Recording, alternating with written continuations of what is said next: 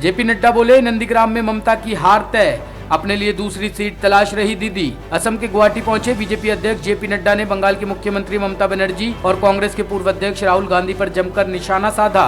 ममता बनर्जी पर हमला बोलते हुए उन्होंने कहा कि नंदीग्राम में दीदी की हार निश्चित है। हमारे पास जानकारी है कि वह अपने लिए दूसरी सीट तलाश रही है। ममता के लोगों ने हमें बताया है कि वो बंगाल में चुनाव लड़ने के लिए दूसरी सीट तलाश रही है। उन्होंने दावा किया कि हम बंगाल में जीत रहे हैं। बंगाल में चुनाव के नतीजे चौंकाने वाले होंगे। बंगाल के लोग ममता को हटाने के लिए बेताब है। पहले 2 चरण में यह स्पष्ट हो गया कि टीएमसी जा चुकी है और बीजेपी की सरकार बनने वाली है। बीजेपी की बंगाल में जीत निश्चित है।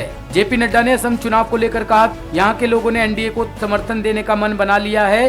पहले और दूसरे चरण के मतदान से फैसला एक तरफा हो गया है। तीसरे चरण के मतदान के लिए भी स्थिति स्पष्ट नजर आ रही है। मैं अपनी रैली और जनसभाओं में लोगों की भारी भीड़ देखता हूँ। पूरे असम ने एनडीए को वोट देने का फैसला किया है। राहुल गांधी पर निशाना साधते हुए जेपी नड्डा ने कहा कि असम की संस्कृति के बारे में राहुल गांधी को बहुत कम ज्ञान है। बदरुद्दीन अजमल ने गमोसा फेंका है और असम की पहचान वो हुए या फिर श्रीमंत शंकर देव और भूपेन हजारिका हुए। असम में अवसरवाद की राजनीति करने वाले लोग बदरुद्दीन का साथ दे रहे हैं। उन्होंने कहा कि असम में 50 साल से बोडो आंदोलन हो रहा है। हजारों लोगों की जान गई है, लेकिन किसी ने इसकी परवाह नहीं की। पीएम मोदी की राजनीतिक इच्छा शक्ति और अमित शाह की रणनीति के चलते यह मुद्दा सुलझ सका है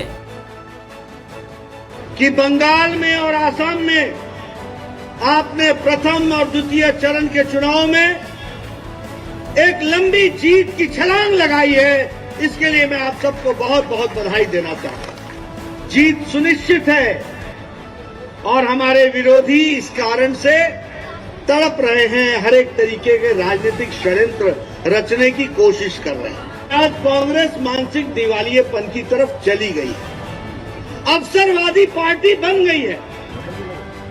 किसानों को आत्मनिर्भर बनाने के साथ साथ आत्मनिर्भर आसाम बनाएंगे, ये हमारा संकल्प है जिसको हम आगे बढ़ाना चाहते हैं। कि बदरुद्दीन कभी असम की पहचान नहीं हो सकती, लेकिन गोपीनाथ बोरदोले और भूपेन हजारिका असम की पहचान है। और हमने संस्कृति की रक्षा के लिए अटल बिहारी वाजपेयी जी ने गोपीनाथ बोरदोले जी को भारत रत्न से सम्मानित किया था। यह भी हमको ध्यान में रखना चाहिए। कांग्रेस नहीं कर पाई।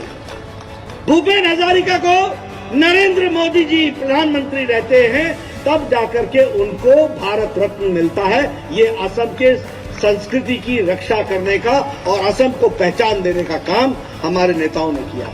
यही बोडोलैंड का आंदोलन चलता रहा। 50 साल तक किसी ने नहीं पूछा। मैं सही बोल रहा हूं क्या? मैं सही बोल रहा हूं? 50 साल तक किसी ने नहीं पूछा। हजारों लोग घर से बेघर हो गए, हजारों लोग हताहत हो गए, हजारों लोगों की जानें चली गई, हजारों सिक्योरिटी ऑफिसर्स मारे गए।